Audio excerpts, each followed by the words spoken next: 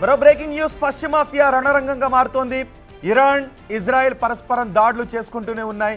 రెండు దేశాల్లో ప్రధాన పట్టణాలైన టెహ్రాన్, టెల్ అవీవ్, జెరూసలేం సహా మరికొన్ని నగరాల్లో డ్రోన్లు, బాంబు దాడులు, క్షిపణి అటాక్లు సామాన్య పౌరులకు నిద్ర లేకుండా చేస్తున్నాయి.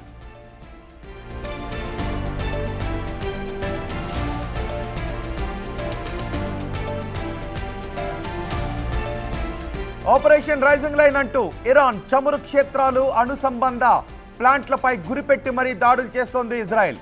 ఈ దిశగానే తాజాగా ఇరాన్ ప్రజలకు కీలక హెచ్చరికలు చేశాయి ఇజ్రాయెల్కు చెందిన ఐడిఎఫ్ దళాలు. ఇరాన్లోని అరాక్ హెవీ వాటర్ రియాక్టర్ ప్రాంత ప్రజలు తక్షణమే ఆ ప్రాంతాన్ని ఖాళీ చేసి వెళ్ళిపోవాలి అంటూ సూచించింది నెతన్యాహు ప్రభుత్వం.